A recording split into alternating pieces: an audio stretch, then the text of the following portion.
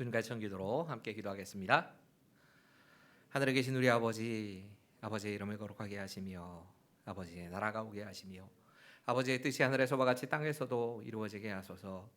오늘 우리에게 일용할 양식을 주시고 우리가 우리에게 잘못한 사람을 용서하여 준 것 같이 우리 죄를 용서하여 주시고 우리를 시험에 빠지지 않게 하시고 악에서 구하소서. 나라와 권능과 영광이 영원히 아버지의 것입니다. 아멘. 함께 찬송가 379장을 같이 부르시지요. 379장 내 갈 길 멀고 밤은 깊은데 같이 찬양하시지요. 내 갈 길 멀고 밤은 깊은데 빛 되신 주 저 본향 집을 향해 가는 길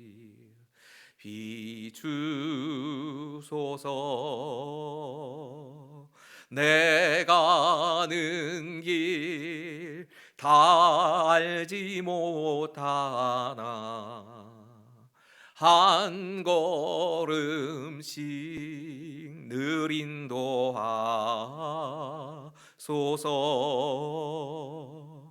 이전에 방탕하게 지낼 때에 교만하여 맘대로 고집하던 이 죄인 사소서. 내 지은 죄 다 기억 마시고 주 뜻대로 늘 주장하소서.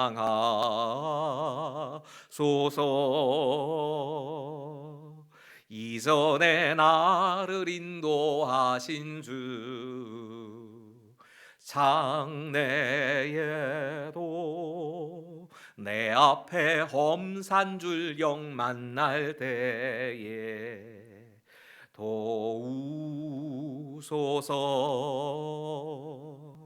밤 지나고 저 밝은 아침에 기쁨으로 내 주를 만나리.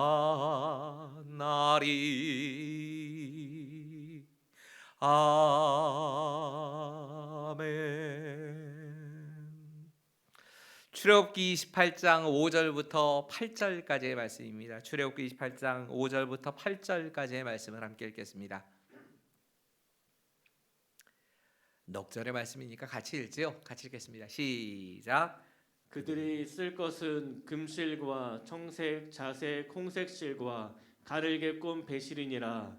그들이 금실과 청색, 자색, 홍색실과 가늘게 꼰 배실로 정교하게 짜서 에봇을 짓되 그것에 어깨바지 돌을 달아 그 두 끝을 이어지게 하고 에봇 위에 매는 띠는 에봇 짜는 법으로 금실과 청색, 자색, 홍색실과 가늘게 꼰 배실로 에봇에 정교하게 붙여 짤지며. 아멘.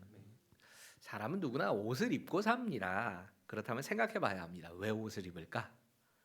아마 주변의 환경으로부터 자신을 보호하기 위해서 옷을 입는 것이 아마 옷의 제일 큰 목적일 겁니다.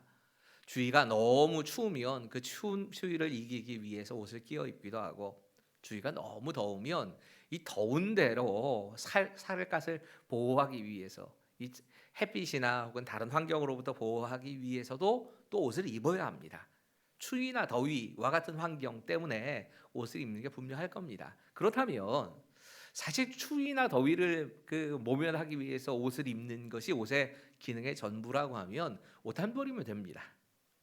빨아 입어야 되니까 두 벌 가지고 이렇게 갈아입기만 하면 될 겁니다. 그런데 사실은 그러진 않지 않습니까? 백화점 가보면 정말 다양한 종류의 옷들이 많죠. 등산복도 있고, 운동할 때 입는 운동복, 운동복도 또 트레이닝복이 따로 있고, 축구할 때 입는 옷도 따로 있고, 정장도 있고, 드레스 같은 옷들도 있습니다. 다 기능에 따라서 나눠지는 옷일 겁니다. 아름다움을 위해서 옷을 입기도 합니다.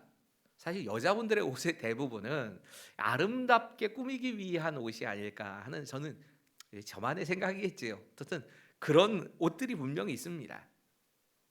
또 다른 하나는 그 신분을 나타내기 위해서 옷을 입기도 합니다. 지금 제가 입고 있는 이 성직자복 같은 경우, 이 와이셔츠 하나지만 성직자복 하나 자체가 제가 목사라고 하는 것을 상징하고 있는 옷이 되지 않습니까? 마찬가지로 이렇게 자신의 신분을 나타내는, 학생에게는 학생의 신분을, 군인에게는 군복을 이렇게 입히면서 이 사람이 어떤 신분의 사람이다 하는 것을 드러내는 경우도 분명히 있습니다. 제사장에게도 제사장만이 입는 옷이 분명히 있었습니다. 이 제사장의 옷에 대한 설명을 우리가 계속해서 좀 묵상을 하고 있는 겁니다. 하나님이 제사장 임명하시면서 이 사람 제사장이다 하는 걸 분명하게 인정받을 수 있도록 따로 옷을 입히게 하시는 겁니다. 이 옷 가운데, 그 옷의 종류 가운데 두 가지를 지난 시간에는 묵상을 해봤습니다. 하나는 반포 속옷, 이 제사장이 입는 속옷을 반포 속옷이라고 합니다. 그 안에 고의가 있지만, 그러니까 팬티 같은 것이 있지만 실제로 제사장의 옷 가운데 첫 부분은 반포 속옷입니다. 이 반포 속옷은 머리가 들어가는 저 부분이 뚫려 있고 통짜로 되어 있는, 지금 보시는 저런 모양의 옷입니다. 가슴 부분에 흘러내리지 말라고 이 끈을 달아두기도 하는데 이 속옷띠를 이렇게 붙여가지고 입는 그런 옷입니다. 이 옷이 가지고 있는 의미를 제사장의 옷에서 우리가 생각해 봐야 되는 건 하나님께 가까이 하는 사람의 삶을 제사장의 옷이 보여주거든요. 물론 대제사장이신 예수님을 보여주는 것도 이 옷의 의미라면, 하나님을 가까이 하며 살기 위해서는 우리가 이렇게 살아야 한다, 하나님과 교제하기 위해선 무엇이 필요하다는 것을 제사장의 옷이 이야기합니다. 특별히 이 성막과 그리고 제사장의 옷과 같은 이 부분에서 중요한 건 색깔이라고 말씀드렸습니다. 그리고 그 색깔이, 그러니까 제사장이 가장 안쪽에 입는 옷, 하나님께 나아가기 위해서 제일 기본이 되는 옷은 뭐냐? 흰색입니다. 흰색 베옷을 입었습니다. 정결함과 깨끗함을 상징하기 위한 옷이 우리의 가장 기본이 된다는 겁니다. 이것이 하나님께 나아가는 첫 번째 길이라는 얘기입니다. 두 번째로 제사장의 옷 가운데 우리가 묵상해 봤다는 건 제사장의 겉옷이었습니다.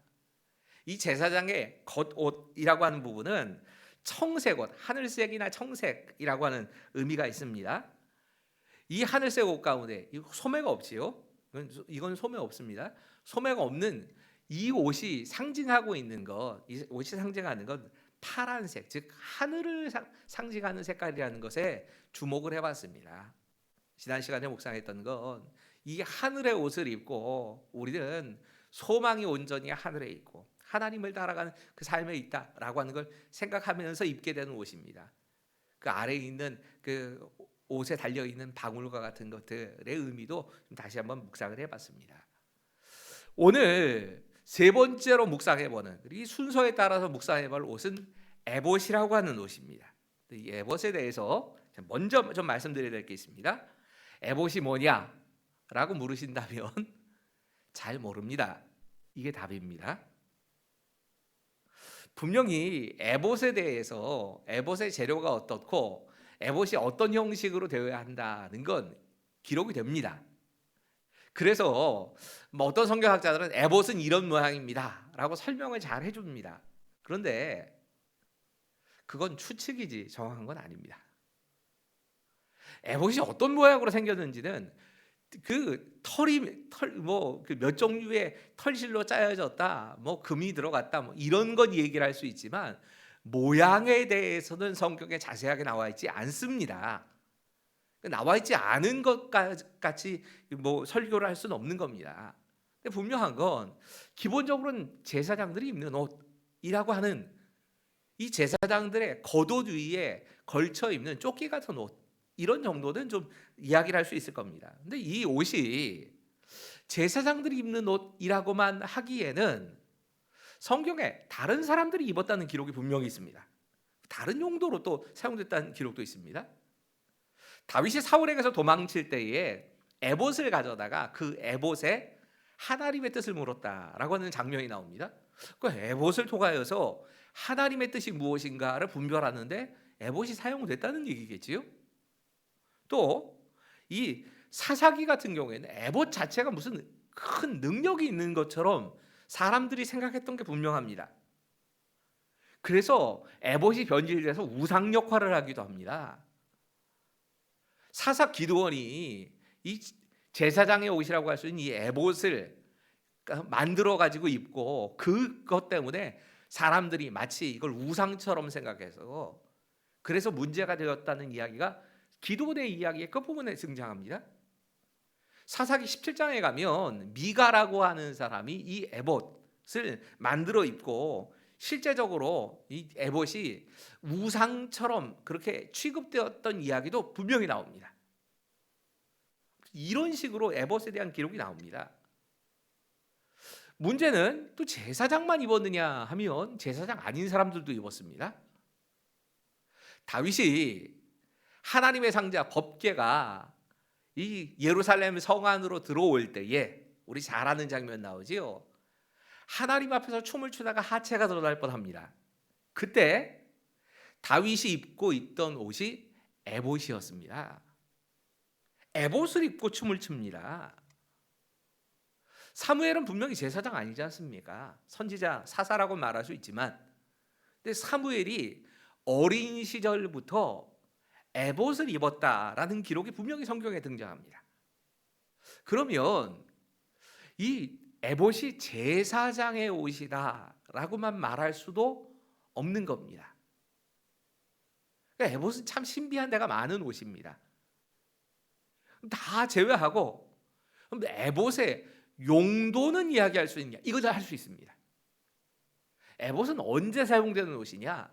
사역을 할 때 입는 옷입니다. 제사장이 되었건 선지자가 되었건 사명을 감당하는 사역을 감당할 때 입었던 옷이 에봇입니다. 다른 때는 제사장도 안 입습니다. 다른 때는 에봇 안 입습니다. 사역할 때 입는 옷입니다.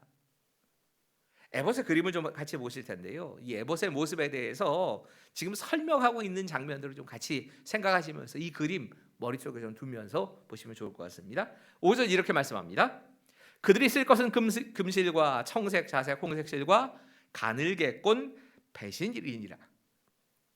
보시면 에봇의 이 주 재료를 말하는데 바탕은 아마 가늘게 꼰 배실, 흰색으로 된 그 세마포일 것이고 그 위에 세 가지 색상의 수가 놓아졌다고 저는 생각합니다.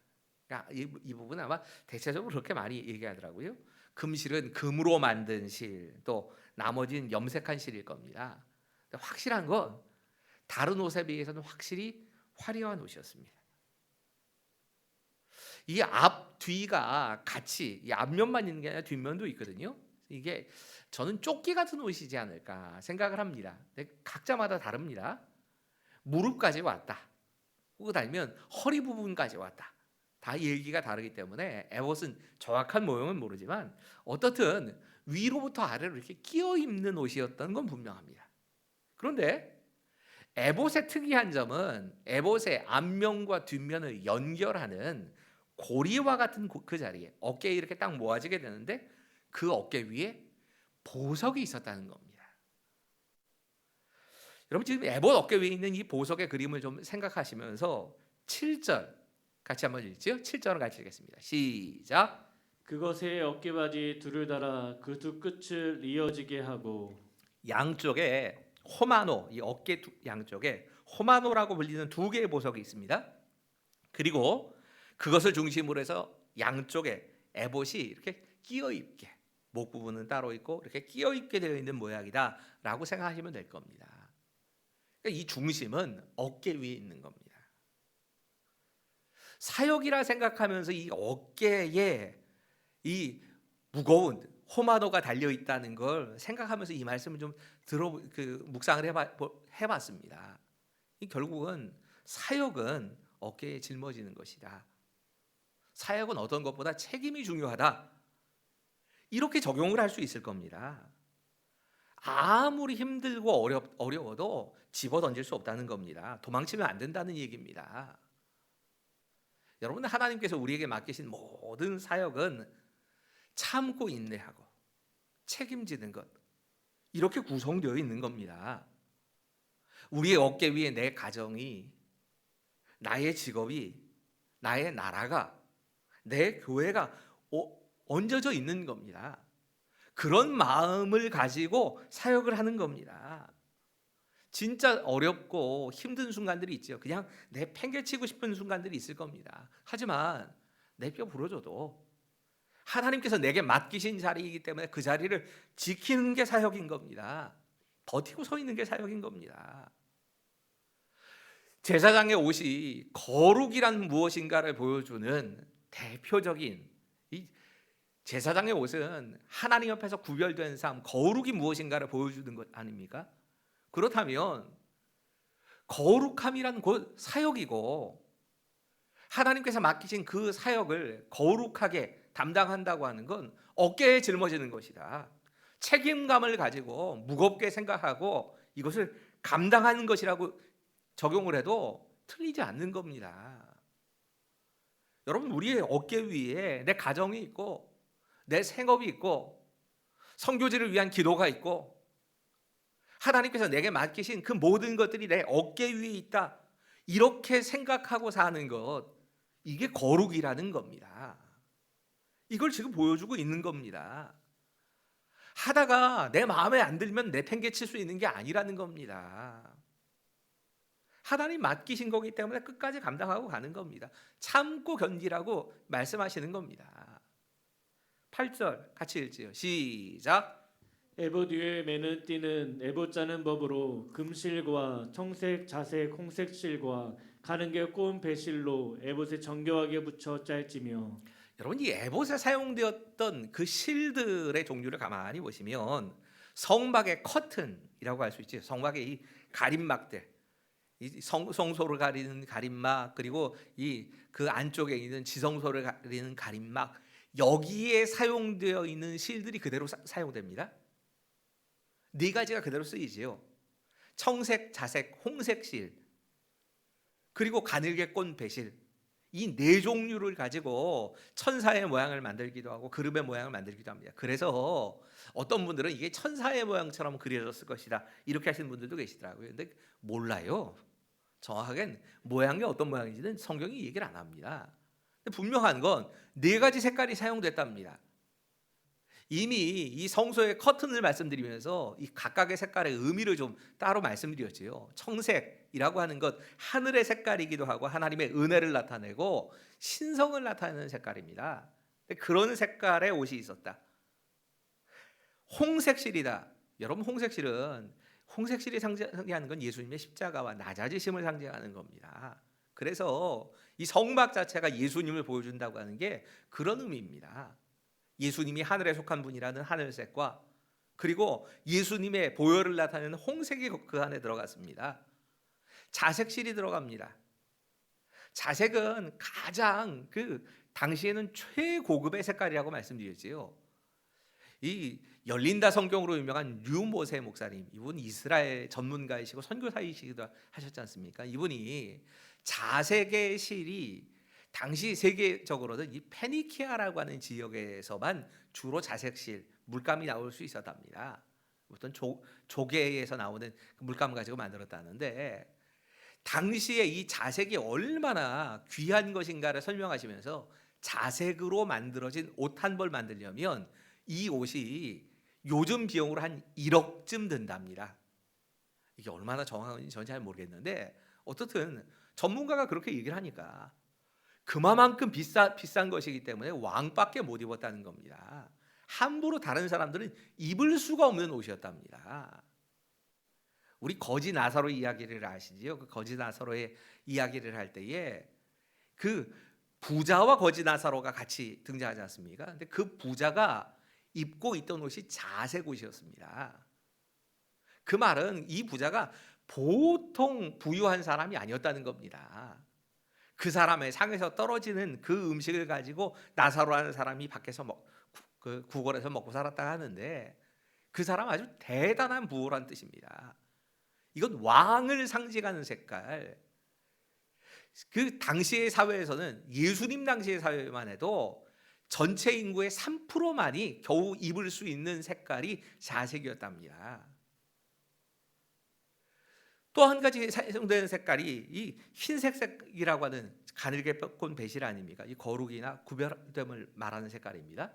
그런데 다른 색깔들은 다 이 성막의 커튼이나 성막의 그 지붕이나 뭐 뚜껑 같은 데에 사용되는 색깔인데, 사용되지 않는 색깔 하나가 들어갑니다. 금색 실입니다. 제사장의 옷에만 황금색 실이 쓰였다는 겁니다. 매튜 헨리라고 하는 성경학자가 있습니다. 제가 제사장에 대한 설교를 할 때에 이 매튜 헨리의 주석을 좀 많이 참조하는데, 이분이 이 제사장의 에봇은, 여기에 등장하는 에봇, 28장에 등장하는 에봇은 대제사장만 입었을 에봇이다라고 얘기를 합니다. 다른 에봇에는 이렇게 들어가지 않았을 거라는 겁니다. 대제사장도 사역할 때만 입는 옷이라 금실이 들어간 건 그랬을 것이다 라고 얘기를 합니다. 여러분, 이 금색이 들어가는 황금색의 에봇, 그래서 황금 에봇이라고 실제로 불리는 이 옷은요, 다량의 금이 실제로 많이 사용됐답니다. 그러니까 번쩍번쩍하는 겁니다. 이 금색이 가지고 있는 의미가 뭐냐, 다른 데는 잘 안 사용되는 이 금색의 의미가 뭐냐를 우리나라 성막에 있어서는, 성막에 대해서는 우리나라에서는 최고 권위자라고 할 분이 강문호 목사님일 겁니다. 이분은 빛나는 믿음에 대해서이라고 설교를 합니다. 믿음을 상징하는 것이다. 근데 다른 분들은 또 조금 다르게 해석을 합니다. 다른 성경학자들은 예수님의 신성과 영원하심을 상징한다고 봅니다. 이 성막과 대제사장의 모습을 생각하면서 계속 머릿속에 그려두셔야 될 게 있다고 그랬지요. 대제사장은 예수님이 맞습니다. 그래서 제사장을 묵상하면서 예수님을 생각하고 예수님이 어떤 분이신가를 다뤄야 될 수 있습니다. 또 한편으로 신약 시대의 제사장은 예수를 믿는 우리를 나타내는 겁니다. 근데 굳이 지금 이 말씀을 대제사장이다라고 해석을 했다면, 대제사장이 입는 옷이다라고 생각했다면, 그 금색은 예수님의 영원하심, 변함없으신 그 영광이라고 해석하는 것이 더 적절한 해석일 겁니다. 여러분, 에봇이 사역에 입는 옷이라면, 이 말씀을 다시 해석한다면 우리가 적용해야 될 건 이걸 겁니다. 우리가 우리에게 맡겨진 모든 사역을 감당할 때, 그것이 교회에서의 직분만 말씀드리는 거 아닙니다. 하나님이 내게 맡기신 모든 사역의 자리에서 사역을 감당할 때 어떤 자세로 일해야 할까? 어깨 위에 그 사역이 있다. 내가 짊어지고 간다. 이것이 내 형편이 되면 하고 안 되면 안 하고가 아니고, 내 마음에 들고 내 기분에 따라서, 내 상황에 따라서 하는 게 아니고, 고통스러워도 내게 맡기신 책임이라 생각하고 책임감으로 의무를 감당하면서 끝까지 인내하며 가는 것이고, 그 사역을 감당하면서 우리가 늘 생각해야 되는 건 이것이 예수님을 보여주는 것이구나. 내가 이 옷을 입음으로 난 예수님을 보여준다. 예수님을 묵상하고 예수님을 보여주기 위해서 내가 지금 이 땅에서의 사명을 감당한다. 이 마음 가지고 사역하라 말씀하고 계신 겁니다. 오늘 기도하시면서 세 가지 좀 기도를 같이 하지요. 계속되는 코로나 상황 때문에 이 확산을 좀 막아주시기를 구하는 기도를 좀 같이 합시다. 환자들의 쾌유를 위해서 좀 기도해 주시고요. 정말 어려움 가운데 있는 소상공인들을 위해서도, 이 코로나 때문에 어려움 겪는 분들을 위해서도 같이 기도해 주시고, 예배도 빠른 시간 내에 좀 재개될 수 있도록 위해서 좀 코로나 상황을 위해서 기도해 주십시오. 대선을 위해 기도해 주십시오. 하나님 나라를 실현할 수 있는 그런 사람, 또 소통이 가능한 대통령, 바르게 섬길 수 있는 대통령이 설 수 있기를 위해서 우리 함께 기도합시다.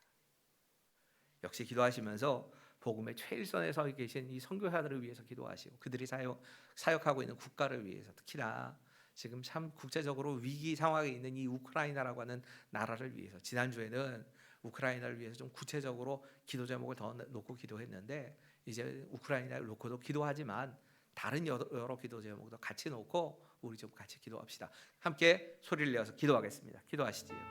하나님, 계속되는 코로나의 상황이 이제는 좀 멈춰서기를 원합니다. 하나님, 계속적인 확산을 통하여서 정말 많은 사람들이 두려움과 또 생계의 어려움, 정신적인 고통을 당하면서 그렇게 살아가고 있는 것을 봅니다.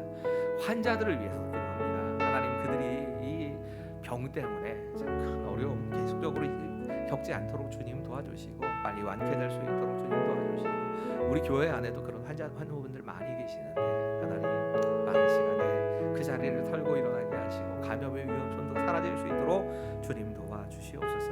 하나님, 특히나 정말 이 일 때문에 고통을 하고 있는 소상공인들 가운데 주님께서 함께 하셔서 그들이 경제의 마비와 또 여러 가지 이 질병의 확산 때문에 참 많이 힘들어하는 이 시간